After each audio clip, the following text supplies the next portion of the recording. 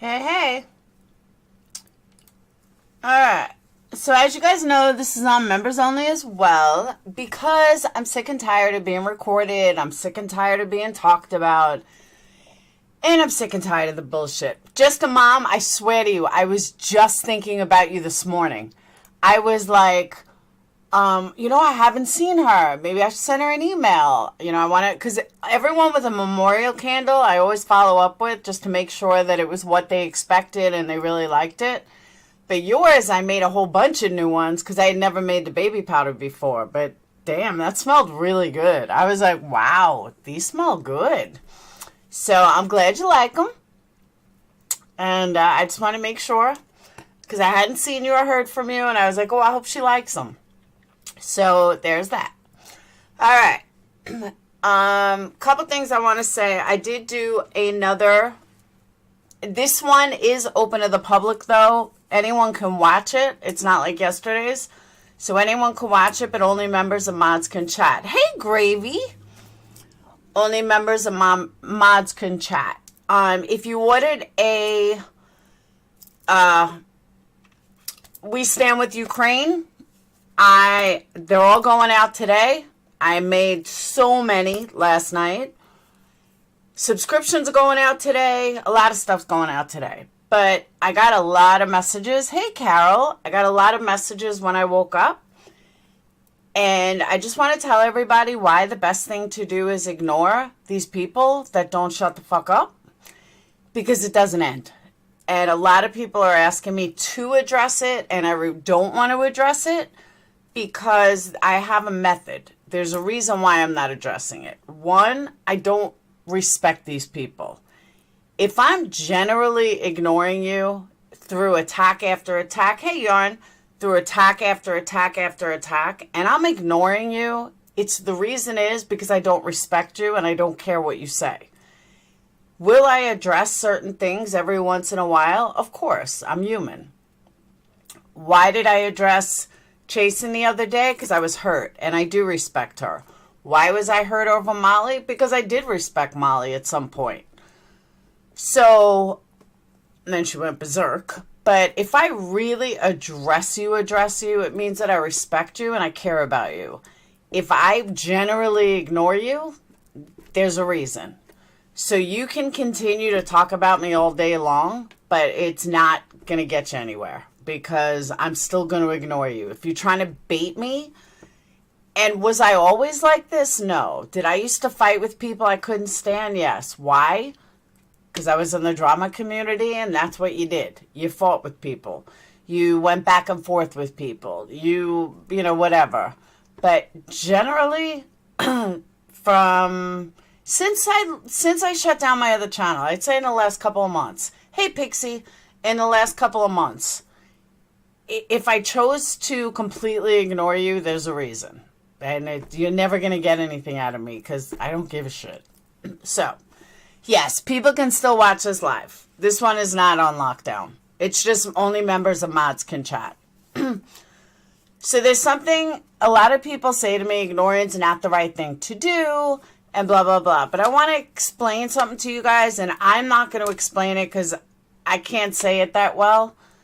But I found a clip this morning that explains why silence is best and why ignoring these people are best when you believe that they really are a narcissist. And I've been saying this forever. All these people that claim I'm a narcissist, great, then ignore me. Don't feed me anything, just totally ignore me and move on with your day. But they can't do that because they're so overly fucking obsessed and claim that it's me. No, it's not me. It's you, honey. It's not me. So, because I can't ignore. And then I heard someone say right before this live, I was kind of listening to someone. This I am going to address because it affects me. And for somebody to put this out here like that, that's going after my business for whatever reason I don't know. But I found out who was claiming that they were afraid to leave Patreon, which is the dumbest thing I ever heard in my entire life. I didn't even stick around for the reason that she was afraid. But you violated this person. Hey, Badger. You violated rules. And what I mean by that is you allowed somebody to listen to private conversations in Patreon where you had somebody else listening.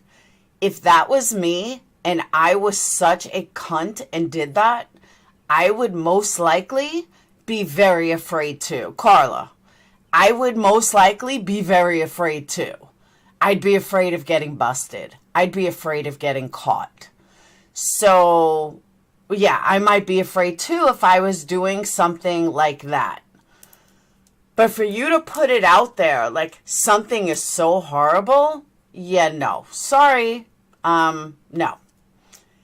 I have never done anything to anybody that's ever left Patreon. Ever.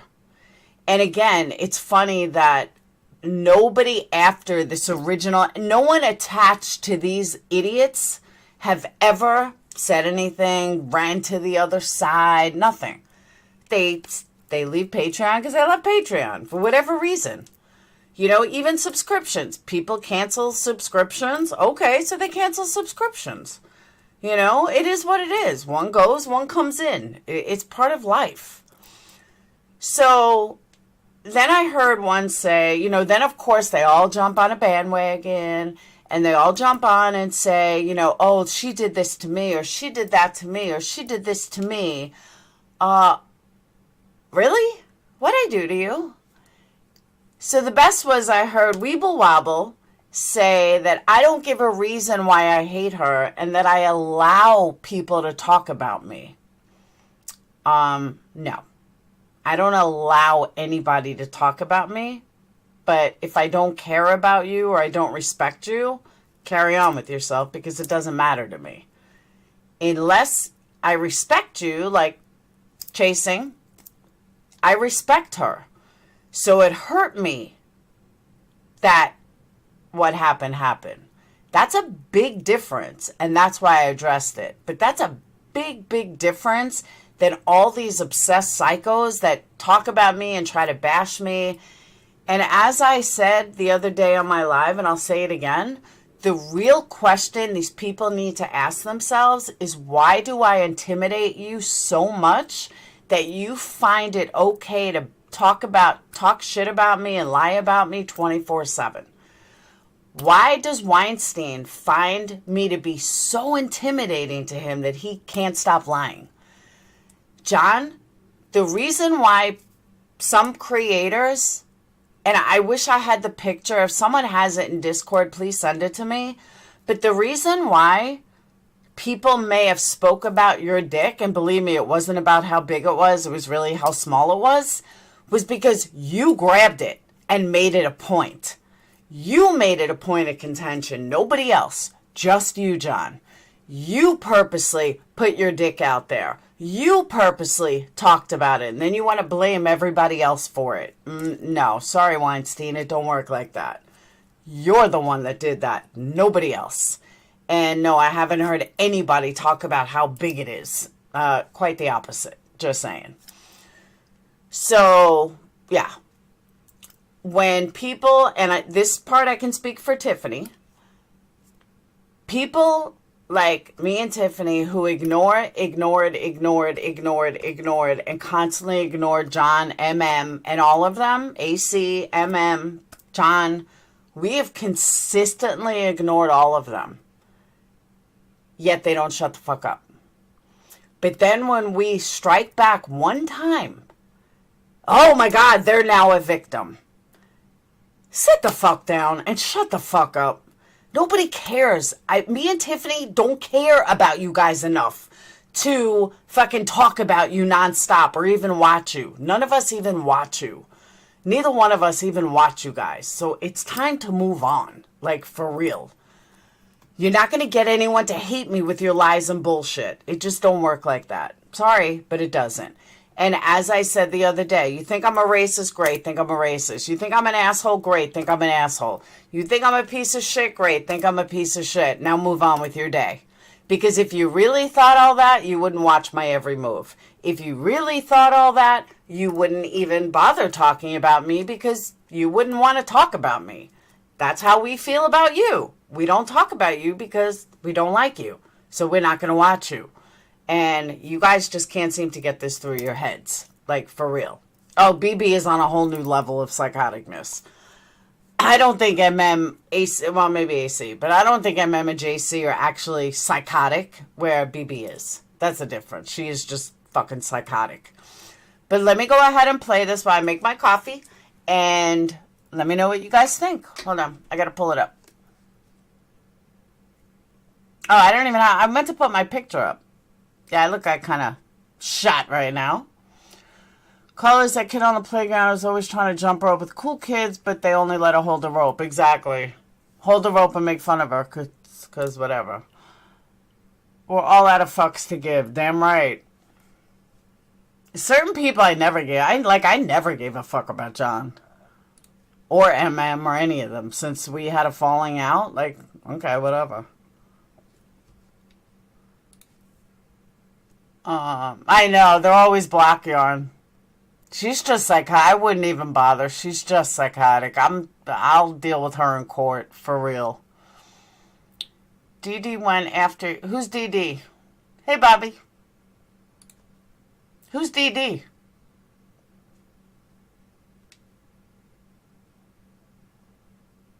I agree, Yarn. Totally agree. It's sick. And I don't listen. Somebody sent me clips of her. I'm like, look, I can't even listen to it. I don't even want to listen. I don't want to hear her voice. I don't care about her opinion or what she's got to say. It just don't matter.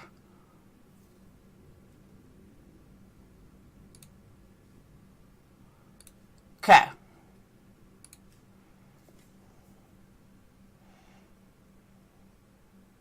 Oh, she's another one. She is fucking, she's like on ballet babe level. She really is, Bobby. That girl lies about more shit than I've ever seen.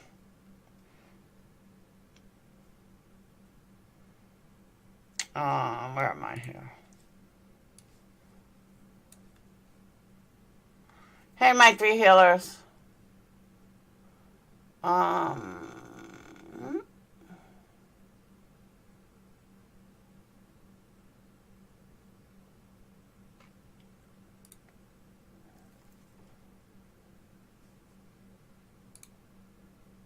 Thank you for being here. My name is Andrew, coming to you from beautiful Costa Rica.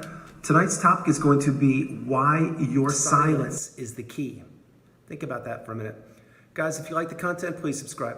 So when you are out of the narcissistic relationship, there are many things you need to do. You need to put the pieces of the puzzle together. You need to learn the glossary, the definitions of terms. You need to understand how you were involved with a narcissist in the first place and that narcissism does exist. One of the main things we need to do is to go no contact and to increase and build and maintain our boundaries and to close the chapter on the narcissist once and for all. And I understand, depending on where you are on the healing path, that this may be difficult because it takes time to do each and every one of these things. Things happen in steps and stages, and as you feel more and more empowered and more as you feel stronger, you begin to do more and more things on the path. But here's where we are. Silence is the key. It's the key that you possess. Now keep in mind, the narcissist may try to hoover you. Maybe they don't. Maybe you're still with the narcissist and you're sharing kids. Maybe you're sharing kids with the narcissist, but you don't live together, you're divorced. Whatever, however this works. The silence is your key. It's one of the instrumental parts that will give you the upper hand in having to deal with the narcissist. And let's hope you don't have to deal with the narcissist. I'm just letting you know this is for any past relationships, present relationships, and or future relationships that you may have to deal with a narcissist. And what it means is this. You now have the education, or you're becoming educated on narcissism. You're understanding the glossary, the terms, the definitions, and you're putting the pieces together of your experiences in the past with narcissistic relationships. This is all good. It's all progress. It's all empowerment and growth. It's incredible. Now what we do going forward is our silence. So let's say, for example, for this moment, that you are out of the narcissistic relationship and the narcissist is trying to hoover you. Remember, it's still the holidays right now, and I've read each and every comment, and I know many of you have received a holiday Hoover, and I understand that. The thing is, if you do not accept the holiday Hoover and or any Hoover and don't communicate with them whatsoever, you just go radio silent. And the reason you do this is because you have the education and you have the understanding and you've grown and you understand exactly who the person is that you were dealing with. And you don't have to deal with them any longer. So when you get to that point, if you just take a few moments, like we suggest on this channel, pause and think. And honestly, that is my growth from 4 months ago where they keep pulling up shit until today. Because some people grow, some people change, but yet these people live in my past from 2 years ago, 6 months ago, 4 months ago. When do you see me bring up their lives from 4 months ago? When do you see me ever bring up their lives at all? That would be a never. I didn't do it then, I don't do it now. I don't talk about private conversations I had. I just don't. So that's called growth from what they want to bring. And Burnt Toast is involved in all this bullshit too, by the way. Because John already ratted her out. So she's another one I choose to ignore.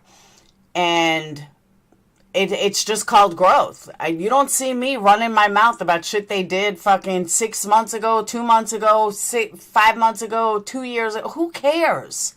But they don't stop. Before you open that text or that email or the phone call, however the person's contacting you. And keep in mind, it doesn't have to be a holiday Hoover. It can be any narcissist that you believe is a narcissist trying to contact you. And instead of reacting, remember on the channel, we suggest always to respond, not react. But when it comes to hoovering, we don't want to do anything. We want to be radio silent. And that's what this video is about. The point is, when you're tempted to take a look at the correspondence, however the narcissist is trying to contact you, and you think to yourself, is this going to benefit me? Is there anything good about this that's going to help me out? That right there is the single reason I rarely talk about these people. Will it help me out? Will it do anything for me? Will me bashing AC make my life any better? Nope. Would me bashing MM make my life any better? Nope. Would me going after John make my life any better? Nope. The answer to all of that is it makes me worse, so I don't do it. Thank you, Pixie. Has the narcissist changed in any capacity? And what will, like by me looking at this, will I go backwards? Like will I take steps backwards? Or will this benefit me in some capacity? And if you're honest with yourself before you accept a Hoover or before you make any decisions, think about this very clearly. Your radio silence is letting the narcissist know that they do not have the upper hand anymore, that you are educated, you're empowered, you're awakened, and you understand that the narcissist is not good for you. They have nothing but ill will towards you. They want to manipulate you again, get supply from you, rinse, wash, repeat. The narcissist is looking for ways to manipulate you and control you and to ruin your day, week, month, year, whatever time period. There is nothing good that will come from the narcissist contacting you. Now this, I'm kind of getting off topic with the Hoover part. It's only because it's the holidays. And remember guys, there's still a week or so to go in the holiday season, or a couple weeks I believe.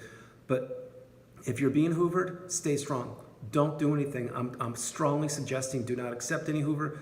Don't just delete, move on. If you get something in the mail, throw it away. These are my suggestions. I'm not telling you what to do. I'm just looking out for your best interest at heart. So having said all these things, if you go silent on the narcissist, what does that do to them? That's right. It drives them crazy. Why? Because they don't have control anymore over you. They're not getting the rush, the feeding of the narcissistic supply that they're looking for from you. They're getting nothing. And keep in mind, when you are engaging with a narcissist, let's say it's the workplace, every time you react or respond, and we suggest responding, you're giving them narcissistic supply. It doesn't matter what your reply is. It doesn't matter if you're positive, negative. That's why we suggest going gray rocks on the channel so many times in the workplace specifically, because just be boring. That person will find new supply and they'll leave you alone. 9 times out of 10, it's what happens. But silence is the key that you possess now. Remember, when you were with the narcissist, You really didn't understand. You were always walking on eggshells. You were in the fog. You were confused. You didn't know if you were coming or going or what was up or down. The reason why this happened is because the narcissist had you right where they wanted you. They had you as basically their puppet that they could control whenever they wanted to. We broke free from that. We've removed ourselves from the narcissistic relationship. We understand now. And what we understand for this video is your silence is the key. It's one of the many keys that you possess. The keys that you have possessed the whole time, you just didn't know it. And when you're silent and you're calm and you're stoic and you're within yourself, that means that who has control? That's right, you have control. The narcissist doesn't. Keep in mind, the narcissist they're looking for reactions. They're looking for any kind of fuel to wind you up, to make you get drawn back into that cesspool of desperation and destruction that the narcissist lives in. That's what they're looking to do. We're way past that. We're moving forward. We now understand what we went through. We've acknowledged it. We're growing, we're healing. We are discovering the real value of ourselves and our beautiful possibilities. Why would we want to go backwards? The narcissists can't change. They won't change. They're incapable of change. If they're hoovering you or contacting you or looking to get any kind of emotional rise out of you, it's simply because they're looking for supply. That's what they're doing. And that's what they do each and every day. It just so happens that you're on the radar now because they're probably thinking, wow, this is an easy one. I know I can always get a reaction out of this one. Or if I text this person, they're going to... How fucking familiar does that sound in the DC? I mean, I have literally heard these exact words out of Wendy's mouth. Like, exact words out of her mouth. I've heard this out of a few of them. It's comical to me. Comical that this guy is saying the exact same words that they have said. They really need to look in a mirror, like big time. Reply right back to me. If you were married or not, it doesn't matter. That's what they're thinking. Because they believe that they own you, and they don't. They don't own you. They never have, and they never will. The thing is, with the narcissist, the silence of you not responding at all will drive them crazy. Now, please understand that that's just, I'm not saying literally crazy. I'm just saying it's going to frustrate them, is probably how I should say it. And it will, because it sends them a clear message that they don't matter to you anymore, and that also they have no control, and that you can't be manipulated, and that you've moved on, and you've said goodbye. I don't need to deal with this any longer. It doesn't benefit me. There's not one good thing about me contacting you, responding to you. And that's where we want to be. Your silence is beautiful. It's golden. It's the one thing that you've always had the ability to do when you were with the narcissist, and you probably couldn't do it many times because you were so busy trying to work on the relationship or get the answers or help or grow. And that's what you were doing. But now that we understand exactly what narcissism is and exactly what we went through, and we never want to go backwards, we want to continue to move forward and to grow and to learn and to educate ourselves and use the tools that we're getting on our channel and many other channels. That's what we need to do. But your silence is the key. It sincerely is. So let's say you have to pick up the kids tomorrow, even though I know it's Christmas vacation, but let's say you have to pick up the kids one day and there's the narcissist and they're trying to wind you up, or they're acting all nice, or they're looking for compliments, whatever they do. Remember, gray rock, stay stoic, minimize your contact, don't give them anything, don't give them a breadcrumb of anything. Pick up the kids, go. That's what you do. Now, if you're getting texts or if you're getting letters in the mail or contact or phone calls, things like that, this one's a little bit easier in my experience, because simply delete the text. They should already be deleted from your number anyway. If you're getting weird phone calls, block those numbers. And if you're getting letters or things in the mail, packages, whatever it is, right in the bin, right in the trash. That's what I would do, sincerely. And no, you may think, well, wait, I'm curious. I want to know what's in that package. I really do.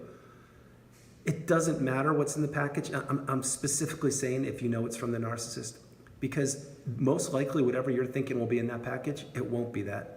And number two, what it will do is bring back a flood of emotions and memories from the past, of which none benefit you, not one of them. So your key, your power here for this video is silence. Some of the best things you could ever do. Pay attention to this one. When you're conversing with somebody, when you're talking with somebody, having a discussion, the best way you can learn is how. That's right. It's by listening. It's not by talking. So when you're talking with somebody and you're giving them your information, that's beautiful. Like right now you're watching the video, and thank you very much for being here, but you're watching this video for a specific reason, to get educated. That's what you're doing, and that's beautiful. But when you're actually with somebody and talking, communicating with somebody, pay attention to the person you're talking with. Are they talking all the time? Are the words making sense? Or no? If the answer is no, then you probably shouldn't be in that conversation. But more importantly, what I'm trying to explain here is you learn when you listen. That's when you get the power. You want to receive education. You want to understand where people are coming from and things like this. So with the narcissist, your silence is golden. You don't need to give them supply. You definitely don't want to interact with them in any capacity, because even if you leave that door open even a crack, they will find a way to worm their way in through that door, and you never know. We don't want to go backwards. We don't want to go through version 2 of the narcissistic abusive cycle. We already endured enough in the narcissistic abusive cycle. We're not going backwards. We're moving forward. And that's why, again, on the channel we suggest blocking, deleting, going no contact, removing flying monkeys and any people you had in common, throwing out all their items, never looking back, closing the chapter on the book and moving forward. That's what we do. So all of these things, they go back to being silent, just radio silence. Sometimes the best thing you can do is literally nothing. It sincerely is. And in these cases, that's the best thing you should do. Suggestions always, of course, you guys. I do understand that people get curious, and I do understand that on different parts of the healing path, maybe you're not as strong as when you are on other parts of the healing path. We're all human beings. We all take steps forward and backwards each and every day in every capacity. But the advice and the suggestion on this channel, on this video, is silence. It's your key. It's a very powerful tool, and you can use it. You can apply it with virtually anybody. It doesn't have to be with a narcissist, but sometimes not responding or not adding fuel to the fire or engaging, it's just great. You just don't have to. Each and every time someone corresponds with you, it doesn't mean you have to reply, and you don't have to say, you get my point. Guys, I'm going to shoot another video in a little bit. I'm going to go outside. This is an indoor day video. Guys, I hope you liked the video. I loved doing it from beautiful Costa Rica. This is Andrew. Namaste. Have a great afternoon. I'll talk to you guys very soon, because I'm going to do another. That's how I knew he was from Costa Rica, because he says at the beginning of the live and at the end of the live that he's from Costa Rica. So he's some dude from Costa Rica. I think he's a therapist. His channel is Narc Daily. You are not alone. I should bring him on. I should write him and have him on. I'd be like, hey, it's the dude from Costa Rica. There's his link. He's got a whole bunch of videos. Again, Sword and Scale, best podcast ever. Ever. See your date? No, he's not my type. So that's why silence is best. That is why silence is key. And that is why I will continue to ignore these assholes. So, a couple of things I want to talk to you guys about. First things first, the first prom dress. I'll show you guys the very first prom dress. Way too expensive. We're going looking again today, but I promised you guys I would show you. So, let me know what you guys think. Hold on. But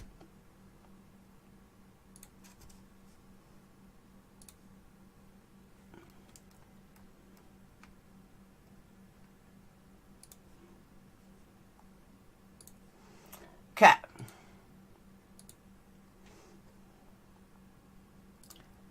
This is the first one. I think she looks like Elsa. My 3 healers. I needed serious advice on something that I can't even handle or know what to do with. And I can pretty much handle everything, but I'll get to that after. Alright, so this is the first prom dress. She loves it. I love it. But it's a bit much. Her date loves it.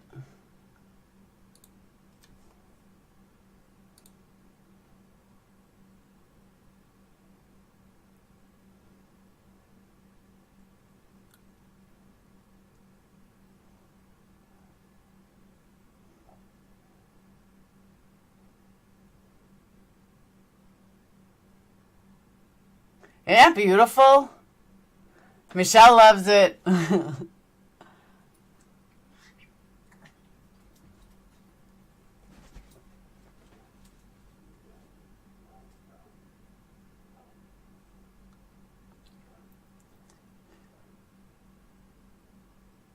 See, but you see, like, the back? That's the only problem.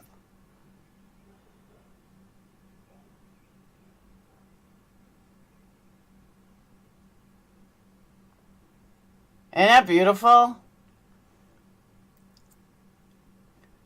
I call it Elsa. I don't think the back fits are right, but any bigger size is too big.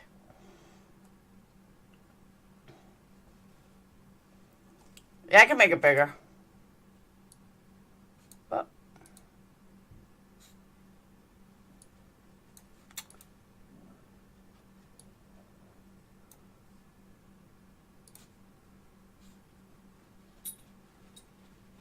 Isn't the detail beautiful? That's Joy. This one's 400. No, it's like purple.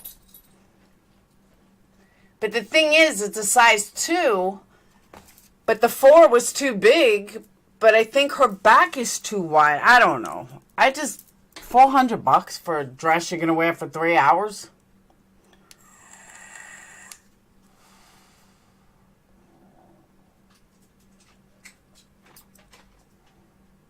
I don't know, it like pulls a little.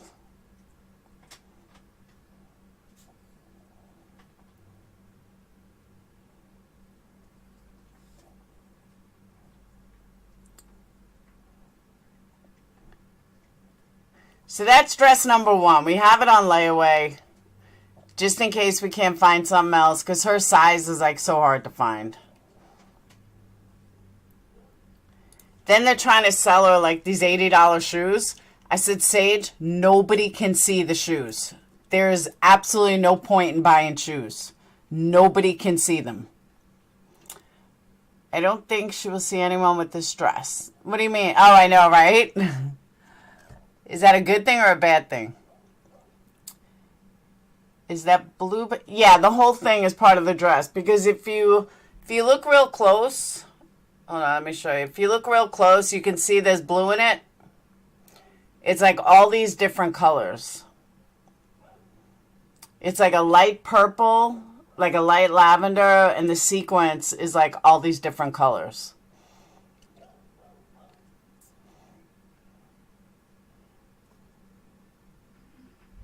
But 2, 4, and 6s get taken up the quickest. So that one's at David's Bridals. So that's a maybe. But it was like pouring last night. It was so bad. It's in style, but not everyone. That's true too. Definitely not everyone could look good in it. And never let her leave the house. Exactly. I know, she's got a body. Whew. Wish I had a body when I was young. My body was... Well, then again, I always had boobs. But I always had hips. She doesn't really have hips. She goes straight. Yeah, the secret... That's why I did a video of it. Because pictures, you couldn't even see all the colors. Like, the colors are just beautiful. But you couldn't see it in a picture. So that's why I did a video. Donate dress, write it off on your taxes. Or I can make teddy bears out of it. I did that for my brother's wedding. No, she's a 2. She's 5'10" though, but she's a 2. This dress is a 2. 4, 6s were too big. She weighs like 121 pounds at 5'10", but she's not too thin. Believe me, I watch her. I make her eat all the time. We went out to dinner after this. Made sure she ate. I follow her in the bathroom. I'm bad with her. She's like, Mom, I'm not throwing up. I said, well, I'm just checking. She's like, Mom, really? I said, yeah. Every time she eats, she's like, I'm just going to go to the bathroom. Oh, I got to go too. Can never be too sure with a 17-year-old girl. All right. I got a serious question, by the way, that I really want to talk to you guys about. And I'm only bringing this on here because I personally don't know anybody in my real life that has gone through this. And yes, I'm putting him in therapy specifically for this, but I need immediate answers. And I thought long and hard about bringing this public. And I figure that somebody out there, even if you're not a member and you can't answer me right now, email me, because my email's out there. Contact me somehow. Go to my website and call me on my phone number if you have to. Doesn't matter. I need people who have had children whose parents, one or both, keep getting arrested. And the child is so mad and upset and confused and doesn't know what to do and is taking it personal. And I don't know how to deal with this.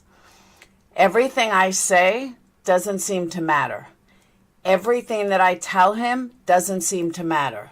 He's getting angrier and angrier and angrier and angrier. And I don't know how to help him. So anybody that has dealt with a parent in and out of jail, a parent who keeps getting arrested, a parent who doesn't give a fuck about his children, that part I can handle. I can't handle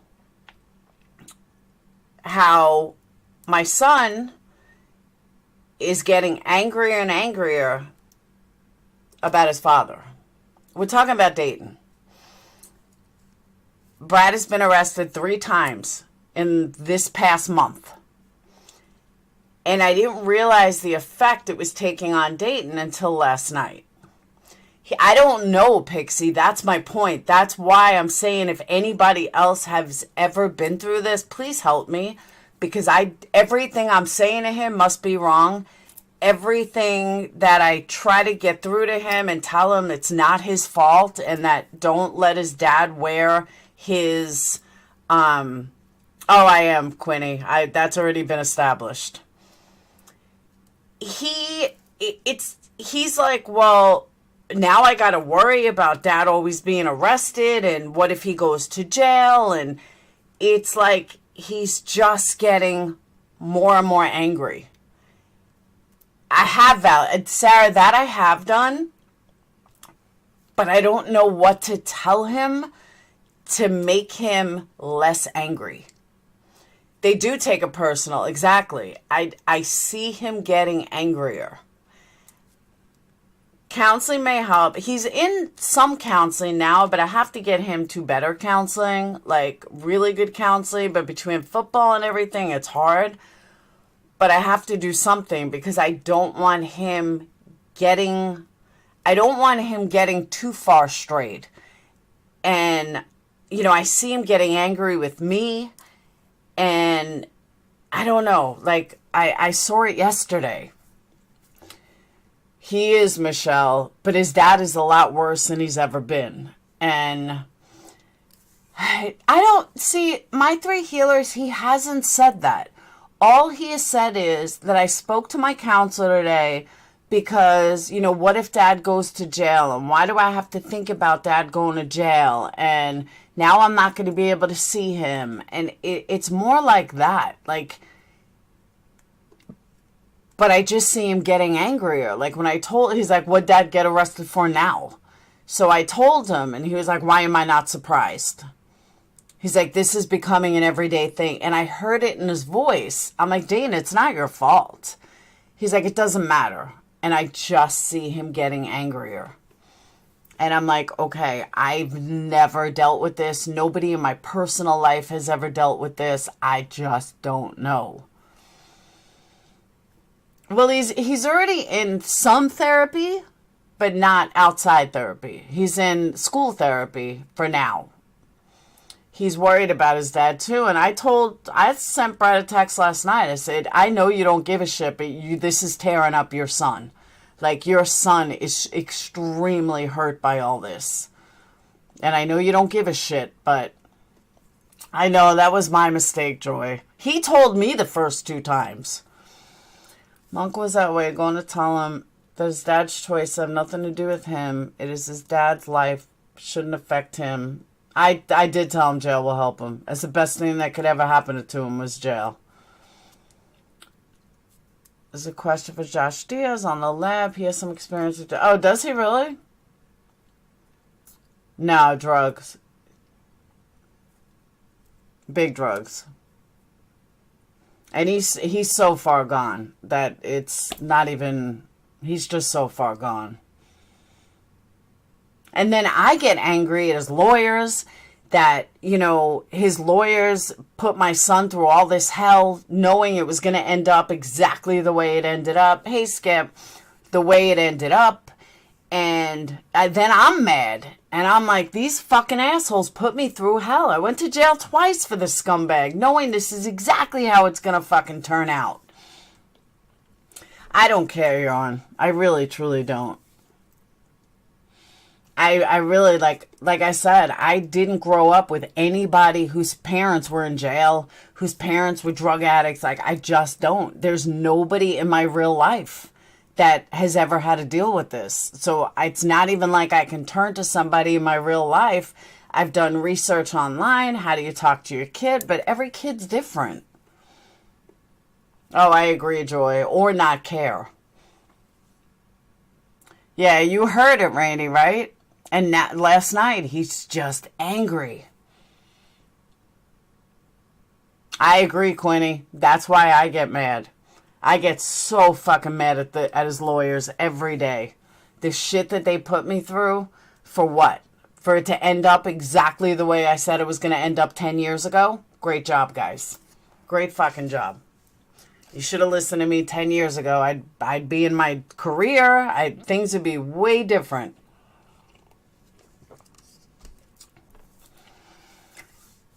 There's not, Pixie. I mean, my brother somewhat, but we don't live there. It does affect him. It's eating into his time with his father. It's probably embarrassing going into a jail to visit someone. Is probably... Well, he hasn't been there yet. I don't either, Yarn. My mom did. When I did 30 days, they were at my mom's. I was taken right from court. And the kids were already at my mom's. I'm always right. And people learn or learned I was. That's how I feel. I'm not always right, but I knew I was right about this. But I guess, I just assumed that my kid was going to be fine. I just assumed that when Brad did this, Dayton would be fine. Dayton would be okay. Well, I'm wrong. It didn't turn out that way. See, Nikki, I wish it was like that. And to be honest with you, I think Brad is like that. I think Brad wants me to just disappear. He hasn't answered me. He doesn't call Dayton anymore. He knows that the best thing for Dayton is for him to just cut him off. But you can't do that. I mean, the kid's 14. He wants to talk to his dad sometimes.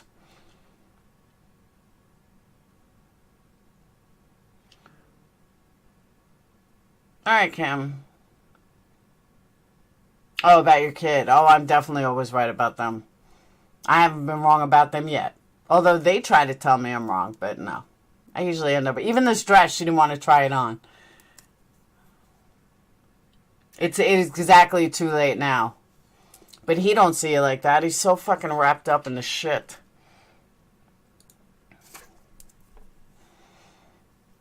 And... Do you know a male figure that has his head? I mean, I do. I actually do. I have some friends I could talk to and that are local. Yeah, but Joy, he's been down this rabbit hole for as long as I've known him. But not this bad. He's just so fucking far gone now.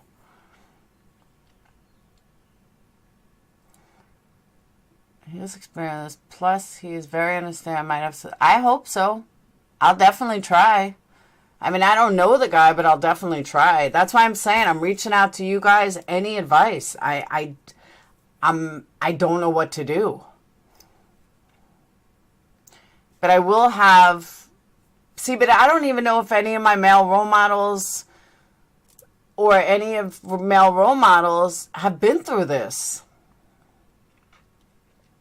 Like, I need somebody that's been through this, that understands this, is not going to be like, oh, you're a tough kid. I mean, Dayton's a real guy. Oh, absolutely, Quinny.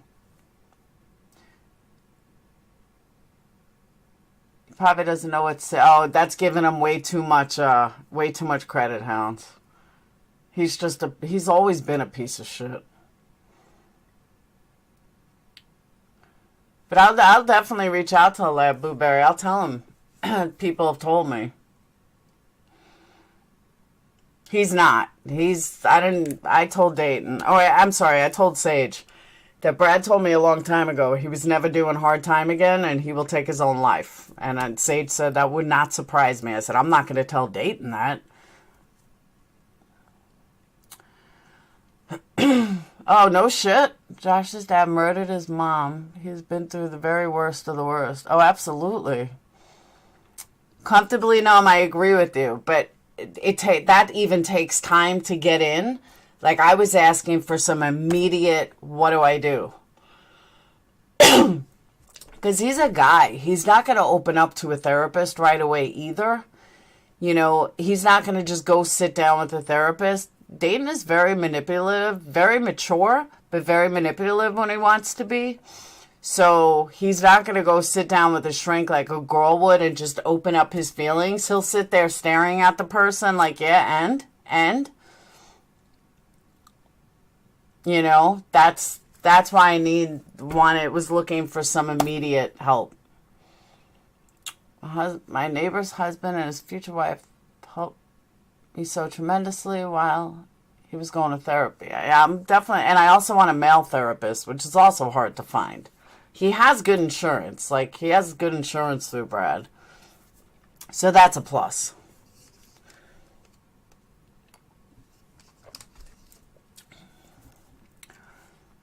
Incredible man. What his dad is doing isn't his fault.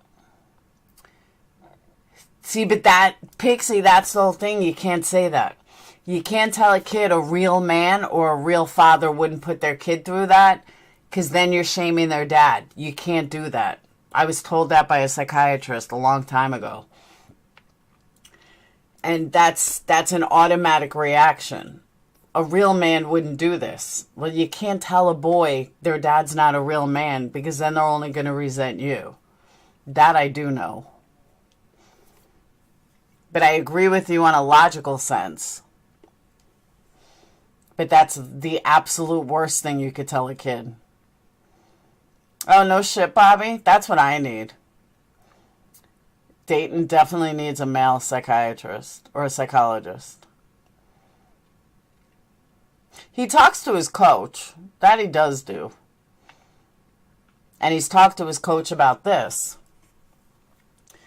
You know, but he's my son and I love him. And, you know, I just want those magical answer. I want him to be like, oh, okay, Mom, I fully understand.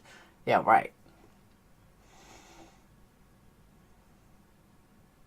See, Pixie, you know what's funny about that? I had a dream that he got a girl pregnant. I swear to God, I had a dream last night that Dayton got a girl pregnant. And I told him, Dayton, I know you're young. Just make sure that you are the father that your dad could never be. I don't know why I had this dream. God forbid my son got someone pregnant at 14, 15, 16, 17. But yeah, I had that dream. It's so weird that you said that, because I just remembered it when you said it. But that was the one thing I said to him. Be the man that your dad could never be. Or be the father your dad could never be. It does make sense. Especially because I had that dream. Therapist. No, he needs a psychologist, not a therapist. He'll manipulate a therapist. Dating, they can have Google. Yeah, exactly. But that's what I'm saying. It takes time.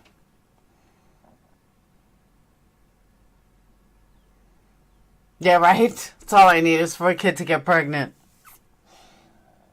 But seriously, it's so weird that I had that dream that Dayton got a girl pregnant. It was the first thing I said. Doesn't make it any... That's true, too. You know, and that's the other thing, is finding a psychiatrist. Be the parent their child needs. Absolutely. But I can't... See, here's the thing, my three healers. I can't be a guy. I've said this when the kids were young. I can be both mom and dad. I can give them everything they need. I can be the perfect parent. But I can't be a man. Just like a single dad, no matter what, can't be a woman.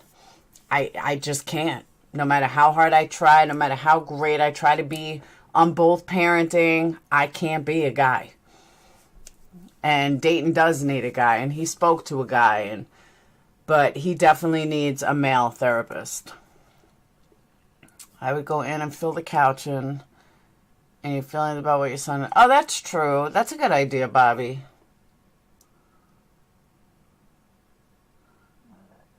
And Pixie, sadly, you might end up being just like your mom. That's what they say. See, I always had a good mom and dad. I can't complain.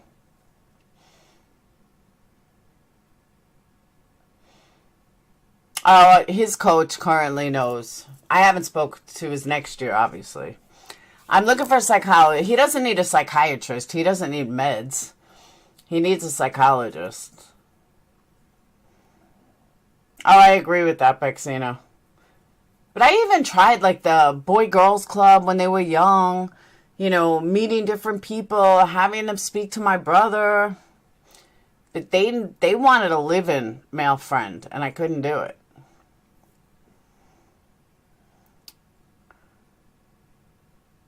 Well, he's in therapy, Lindsay. He's in school therapy. He sees a school psychologist every week.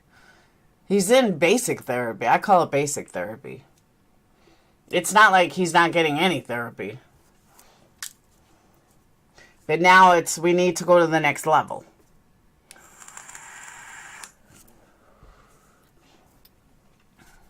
But that's the other thing. His school psychologist was a man. And now recently they switched to a female, which sucks. And I don't think he's as comfortable with her, so he's been talking to his football coach. Social works can offer a lot. Yeah, I don't care who it is, as long as it's a male. And they understand. I don't want a textbook. I don't want somebody who's a textbook, you know, who can give the same advice I can give from looking it up online. You know, like, I need somebody who really understands this particular dynamic and how to deal with it. He doesn't need medication. He doesn't need pills. He doesn't need something that's going to Band-Aid it. He needs to know, he needs to learn how not to be angry about his father's actions or his father's lack of actions.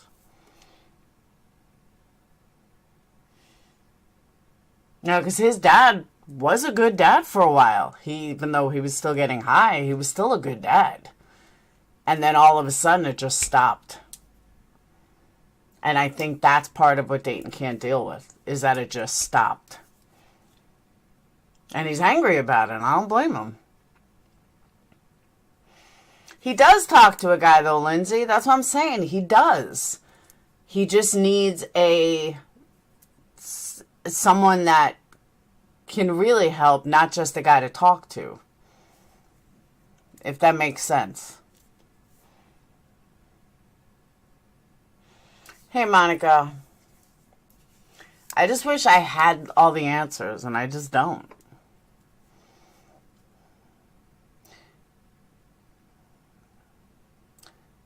Maybe I should bring them to somewhere.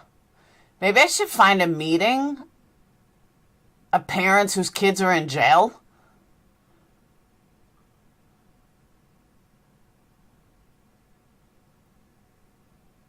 I wonder if I could find that. Correct, my three healers. That's a good way to put it. He needs to learn to manage and process his rightful anger productively. Excellent, excellent point. Sometimes, Quinny, sometimes not.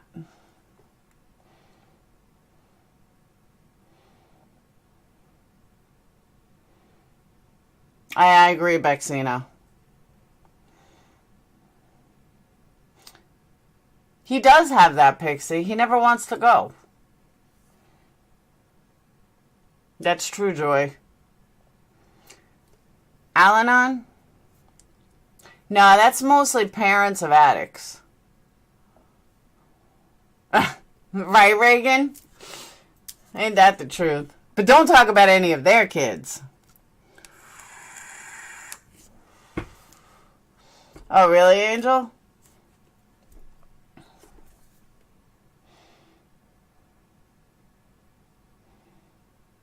Pixie, they've been asking me. When me and Brad first split up, I told Sage that I was going to go to the supermarket and buy a husband. And she was so excited. I said, honey, I'm kidding. Brad tried to use that against me in court. I asked him about Big Brother. He's not interested. He's like, I don't want to hang out with those people. I asked him about it years ago. He doesn't want it. Yeah, she really thought I could go to the supermarket and buy a husband. But when he brought it up in court, I was so embarrassed. I'm like, oh my God, I was joking. It is a family of addicts. Him and his family.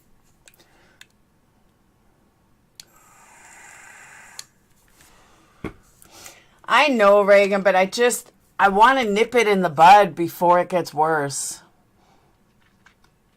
I know. Oh, I agree, Lindsay. I said it to him, too. I said, why are you talking to your coach? Because I wanted to talk to my coach. I talked to him about everything. Okay, that's fine. You could talk to your coach. Not a problem. How is what you told Sage his business? What do you mean?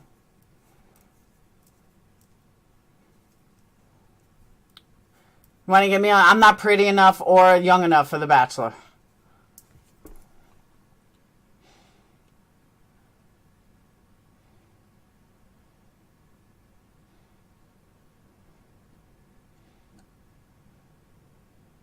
I'll look into it, Monica.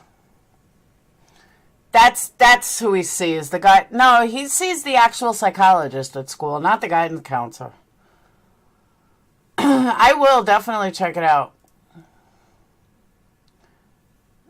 Best therapist I was ever referred to. I heard about her from my OBGYN nurse. Okay. I will definitely check it out.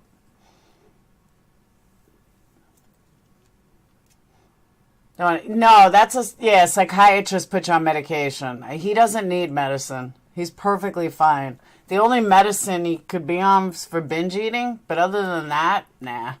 Hey, Dee. And I tossed about talking about this, like, with everybody because I know haters are going to run with it, but I'm asking them, like, this is my child. To have some respect. I could talk about my child on my channel. Thank you.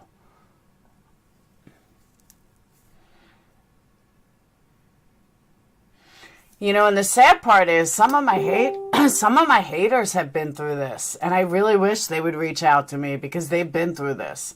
I don't want a drug addict kid. I don't want my kid turned into drugs.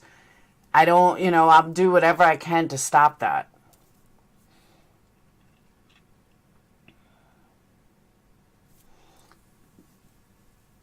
So if any of my haters are watching that have been through this, because I know you have, please reach out to me because I really need help.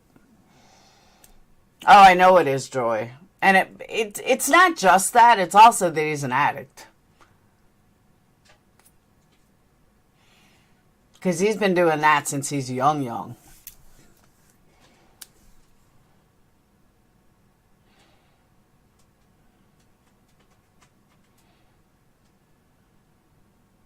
Like I said, I've looked online. I mean, I just don't know. I've tried everybody in my personal life. Nobody has ever gone through this. I mean, that speaks volumes about my friends. And if their dad was in jail, they never spoke to him. Like, they never had any communication with them. Comfortably numb, I know. The problem is he gets in that I don't want to talk to you mode. He gets in that, that boy mode. Like, yeah, whatever, Mom. He's a good yes you to death. Do you understand, Dayton? Yep. Do you want to talk? Nope. Dayton, I love you. Love you too. Can I go now? That's what he does. Thank you, Yarn. It's not,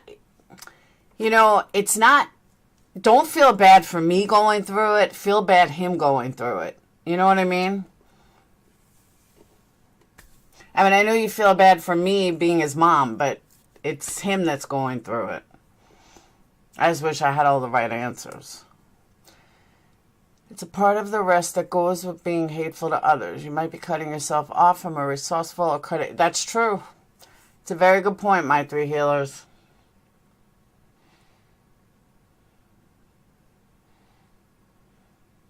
And at the same time, and this is going to make me cry, I don't want him resentful. I don't want him turning to drugs. I don't want him not knowing how to deal with his emotions. I don't want him getting fucked up and, just hating everybody and hating his life and hating who he is and the insecurities that come along with a parent. With a parent that's all fucked up. And it sucks. That's where I hurt for him. Yeah, she is, Reagan. I hear you, and I feel so hurt for him too. And, ugh. Simmy's not Sage's dad. What I meant, none of his... What? Oh, no, it's not Sage's dad. Sage and Phoenix have a different dad. He was their stepdad for a while, but no, a different dad. That's why I was confused. I'm like, what are you talking about? Ooh.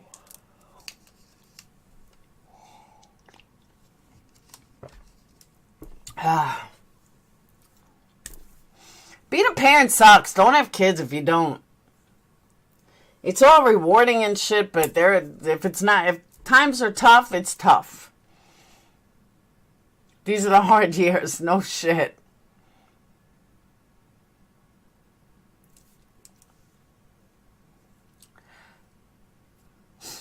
I just never expected them to be this hard.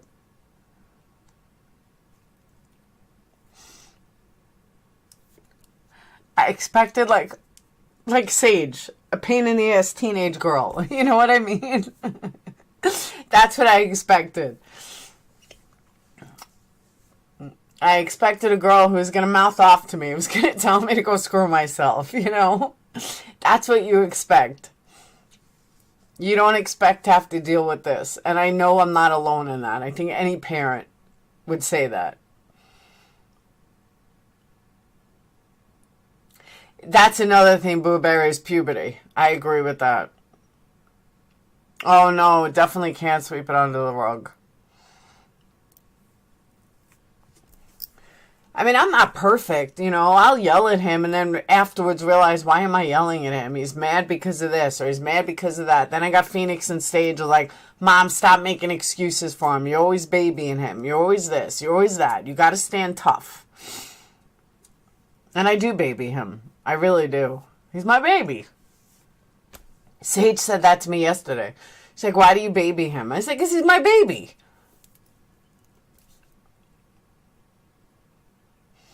Thank you, Angel.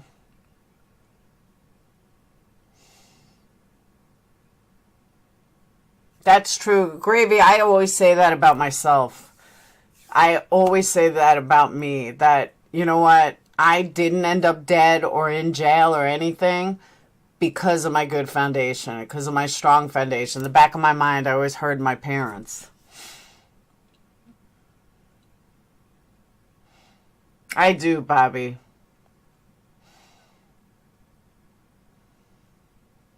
No shit, White Lotus, it's crazy. Because you do.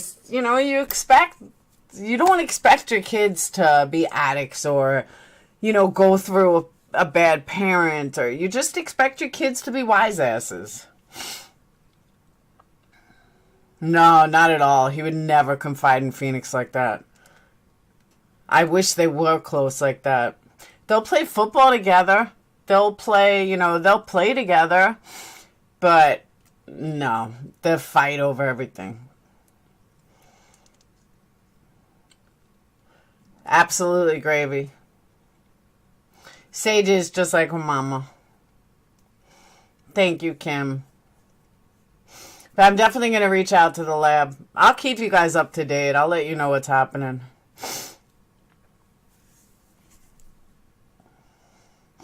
It's like you can't even ask people, hey, do you know anyone whose parents were in and out of jail and it was affecting your kid? I mean, it's crazy. Or, a father that was there for first 10 years and then disappeared off the face of the earth. I know, Bobby. I don't know what it's like when you have son. Oh, it's harder. It wouldn't be harder if I wasn't single. But I also didn't realize, I thought it would be better if I stayed single. It's better for Sage. Phoenix is fine. Kids have they have lots of love. I know, I keep saying that, Reagan. And he knows he does. But I said that when they were young. I can be everything, but I can't be a man. No matter how hard I try, I can't think like a guy. See, I never wanted a boy. Oh, that's a good idea, Monica. Because I was thinking, where do I find a support group? Department of Corrections. That's an excellent idea. I'm going to write that one down.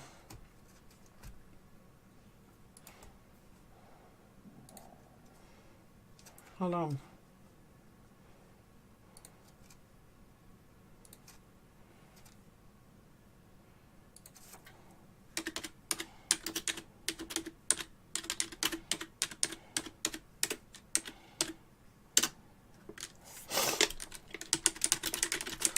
All right. I like that one. My ex-son-in-law, my grandkids went through hell. I'm telling you,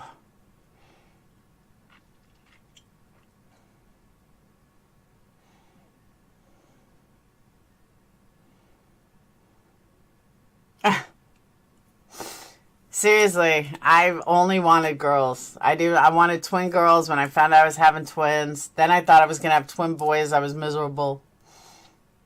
Thank you, Yarn. And that's what I keep saying, like, he'll be okay. I turned out okay, even though I went through some rough years. I turned out okay. I always had my head on straight because I had a good foundation. Exactly, Angel. They hurt nobody but the kids.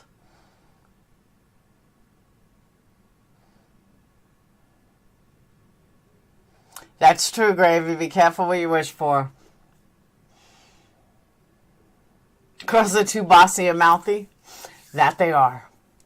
And they know everything. Sage knows everything.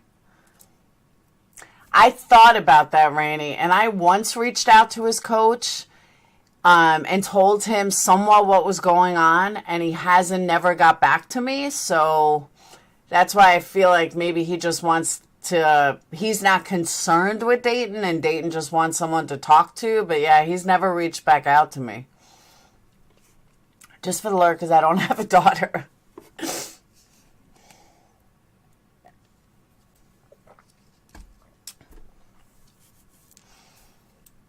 My granddaughter will be 13. Her dad has been in lockup 60% of her life. She tries to pretend she doesn't care, but the hurt is there. But was he a big part of her life? That's the thing. Brad was a big part of Dayton's life for many years. His most crucial years. And then boom, drop like he didn't matter anymore. That's what I think is hurting him. He won't be, oh, my three healers, that is so damn true. He won't be any more or less dysfunctional than most folks on YouTube. Attainable goals. One awesome parent is better than two deadbeat parents. That is so true. But I was so afraid to get involved with anybody. I mean, I did with Angelo for like 2 years. And they were fine, but I didn't see any real difference in them having a male around. And Angelo was a good guy, but I didn't see any difference. They didn't like talk to him anymore other than played video games with him. One girl, two boys, two grand girl twins. I vote boys are easier. And that's what I always thought too, that it would be best if I just stayed single and raised them as my own and just got into a relationship and they were off to college and everything else. And I've kept on that path.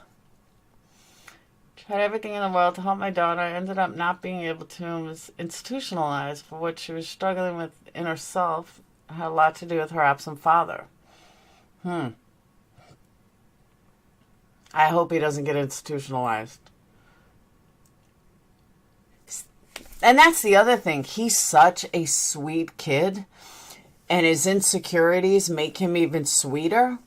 But, like, he's not like a fighter or anything. He's just a sweet kid.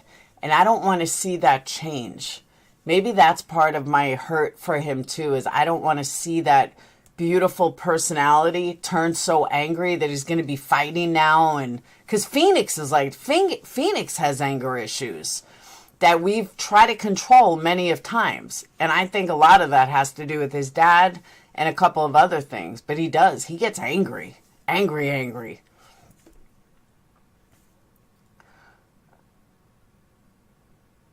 Ah, that's good. Blueberry, I'm sure it was hard.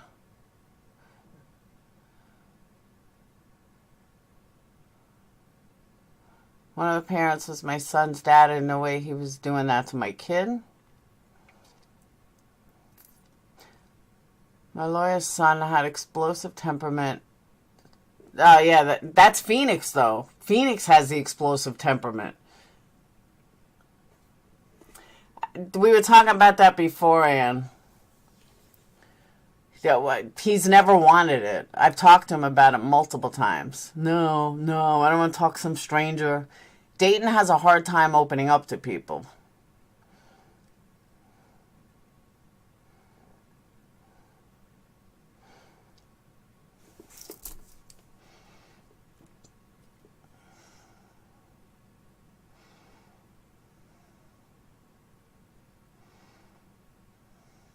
It's just, I don't know.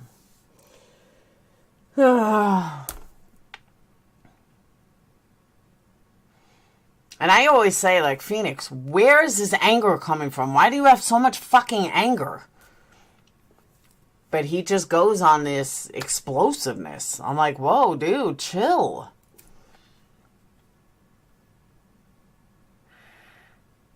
I don't know what he needs. I think he just wants to take a 2x4 to his dad's head. Because he's angry at him.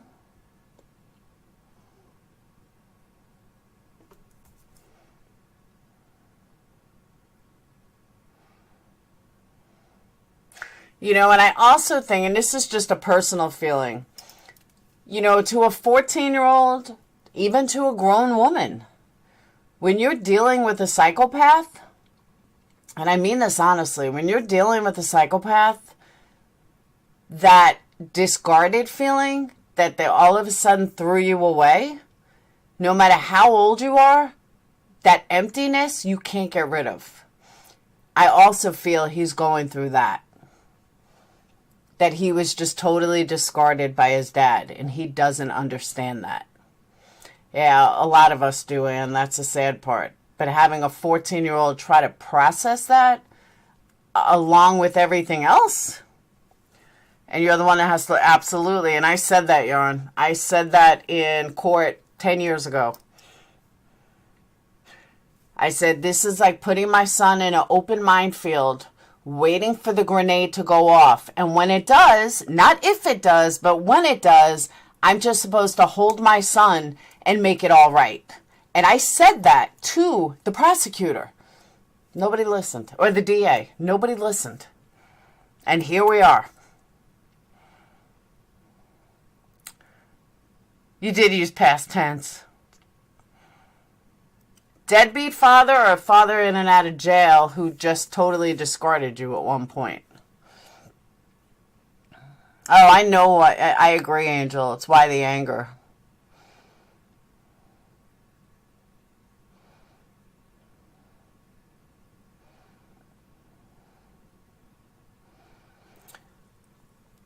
Saying something in past tense means nothing. That's true. It's a good point. And I said to him last night too, do you want to talk about anything, Dayton?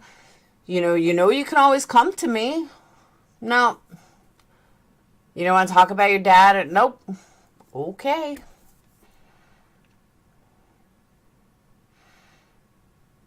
When's dinner ready? Or what'd you make for dinner? It's that shutting down that I don't want. And trying to explain to him, a 14-year-old boy going through puberty, all about his dad and narcissist. Yeah, that's never going to happen. I'm not going to do that to him either. So trying to figure out how to explain that it's not his fault and his dad's issues, and that's hard. I mean, I've been doing that, but it's hard. Oh, he still owes me, what, $12,000? Now, no, I'm sorry. He's down to $10,000.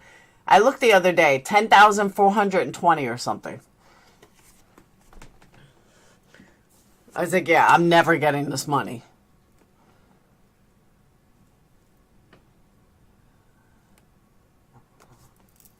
Adults, I'm telling you.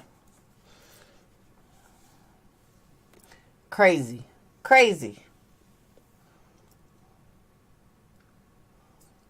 I do keep trying, Aaron. I ask him every day.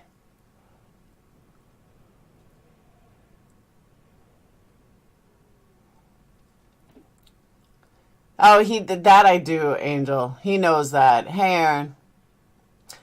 But I'm gonna reach out to the lab. I'm gonna still look for his school council is also supposed to get me some people. The good thing is he's got good insurance. I will say that. Oh, his father don't give a shit. He does, Michelle, because I've explained it to him. And I told him addiction is not anybody's fault. You're born an addict. It's not your fault. What you choose to do with your addiction, that is your fault. My choice of past and current tenses makes me feel better to talk about my mother in past tense, although she's alive.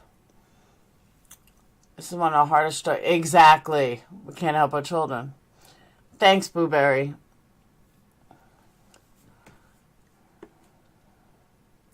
I didn't know what else to do. I'm like, I asked my mom, do you know anyone that's been through this? She's like, I don't. Look on my Facebook list of my real friends. Nobody's been through it. I don't know. I really don't, Quinny, but he's union. His insurance is through union. So even if he's not working, as long as he's paying his union dues, he's fine. So as long as he's paying his dues, which he does. Because it's not just my kid who's covered. There's a couple of people on his insurance.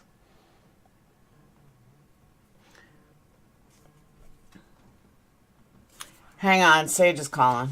Hold on. Yes? What?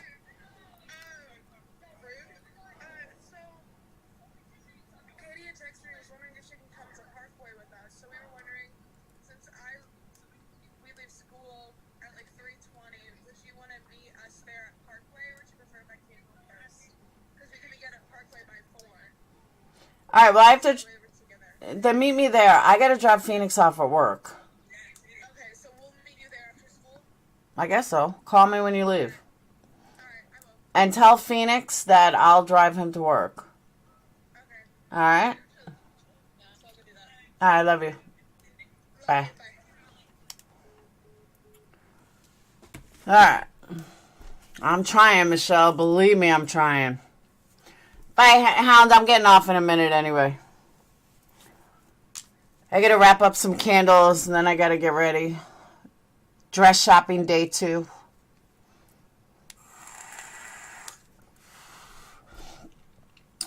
We can care how someone else feels and still fall victim of our own psyche. Amen to that. Just set up and down at time, not knowing how to... Yeah, he definitely doesn't know how to express his anger.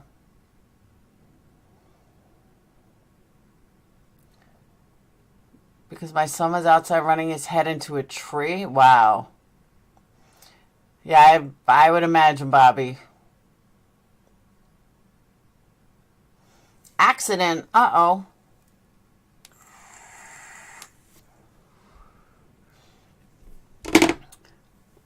I just wish we had all the answers. I really do.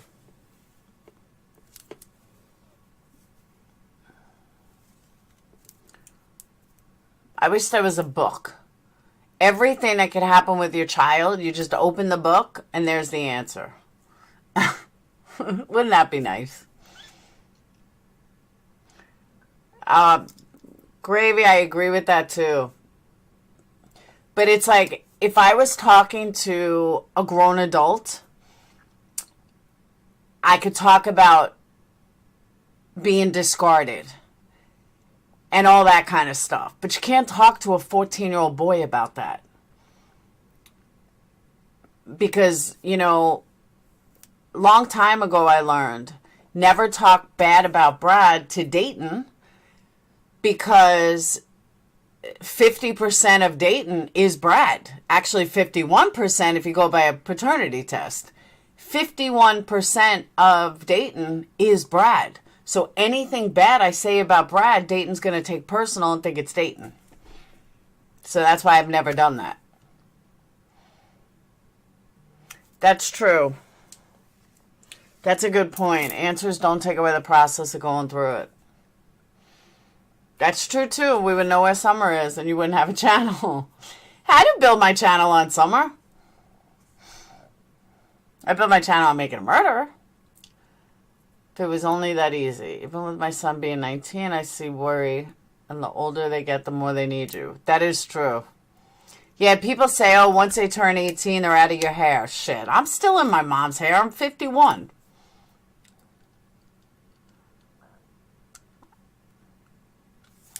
Thanks, Kim. I try. I just do the best that I can. Am I perfect, Mom? No. Do I make mistakes? Absolutely. Do I do the best that I can? Absolutely. Do I have 3 great kids out of it? Absolutely. A little spoiled. Nope, lies. What's lies? Son is married now to a wonderful woman and 2 kids. He right now is experiencing panic attacks because he had surgery last Friday and his favorite uncle. Aw, I'm sorry, Bobby. My kids are still in my hair, exactly. Unless he's breaking the law, let him know that you're there. But it's his ups and downs that make him a man. Oh, I like that, Gravy. I like that a lot. I gotta remember that too. Welcome, Spit Venom. I gotta remember that too.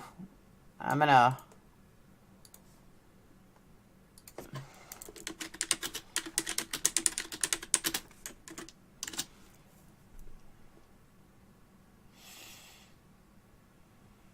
Thank you, Aaron. But like I said, I'm not perfect. I make mistakes. I don't know a parent that doesn't make mistakes. People that think, oh, 18 are irritating. I agree. I don't anticipate Sage ever moving out. Phoenix can't wait to go to college. He's out. He doesn't even care where he goes. He's out. He's far away from Alabama. I could see Phoenix at like USC, University of Southern California. He wants warm weather, preppy kids. Assuming he doesn't get into MIT. She's getting nervous.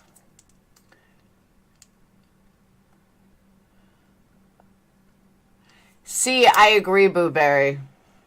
You made 3 mistakes? Exactly, Gravy. I made 2.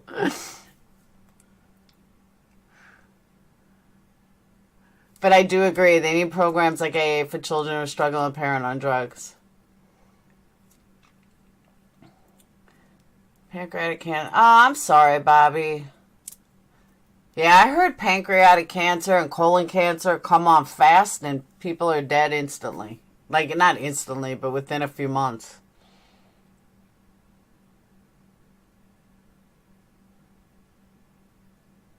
You know what my cousin did, though? My cousin made a speech for his own funeral. I'll never forget it. I was like, that's cool.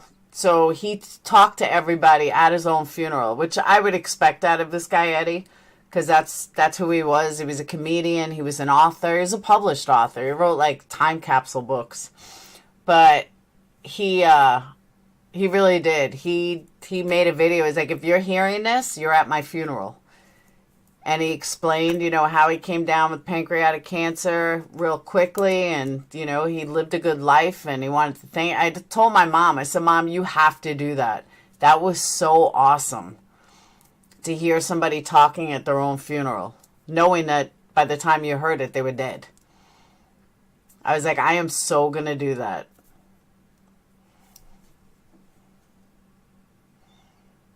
I think everyone should do that.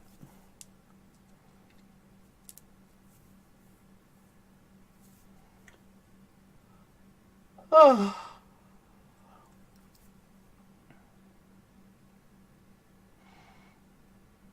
So, all right, I'm going to get off, though. I got to wrap up some candles. I got to take a shower, get to the post office. I got to meet Sage and a friend at the mall after school. Prom dress shopping day 2. Hopefully we'll find something cheaper. Hopefully. They're always your baby if you're not a shitty parent. My friend lost her mom last September. She was almost 96. Being a youngest, she was still... Oh, absolutely. Sage will always be my baby girl. Dayton will always be my baby. And Phoenix will always be my special boy. It's just the way it is. Which reminds me, I got to get my pendant fixed for my dad. I keep forgetting. I'm like afraid. Thank you, Yarn. Yarn, when you getting candles? You keep telling me since Christmas you're going to order some. I've come a long way, Yarn. So, alright, I will see you guys later. I hope you guys have a wonderful day. Thank you for letting me vent, and thank you guys for all the great advice. I will keep you guys up to date. I will let you guys know how everything goes. Phoenix is my special boy. I will let you guys know how everything goes. And that's it. So I will see you guys later. Have a wonderful, wonderful day. Again, thank you. And that's it. Tonight, if I have time, I'm probably going to go... Tonight I have to do the donation. I got to add up how many candles were sold. But I also want to go through... I don't know if anybody heard the Glara and Benny's interview yesterday. It was kind of weird. It was a bit freaky. It was some man bonding. But there were some points about Summer that I thought were interesting that Benny brought up. And yeah, it was a little weird. It's just that male bonding thing. But it was definitely a little weird.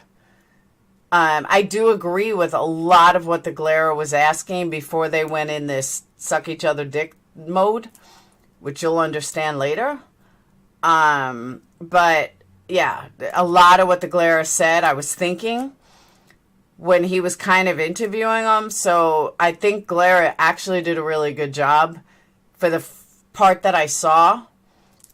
Because like I said, every time Benny would say something, exactly what the Glera asked him is exactly what I was thinking. I'm usually not on point with the Glera, but he really was asking the right questions and coming back with the right answers. So I'll give him props for that. So I will see you guys later. Thank you, Kim. I will see you guys later. Have a wonderful, wonderful, wonderful day. And hopefully we get a dress today, because his senior prom is next week. She's got 2 of them. I'm not sure, Yarn. Depends what time we get back. But his senior prom is next week. Hers is in 2 weeks. And his is senior. And do you know they don't do limos anymore? Nobody does limos. She's like, only the super rich people do them. Oh, okay. I don't know. When I was young, every senior prom, everyone had a limo. Not anymore. Maybe because the drinking age was 18? I don't know. But, all right. I will let you guys know later. And I really don't know, Yarn. If we get a dress fast, I could be on by 6, 7, 8. But if we're at the mall till 8, I probably won't be on till late. Or I'll save it for tomorrow. I don't know yet. It all depends how today goes. So I will see you later. Have a wonderful day. Well,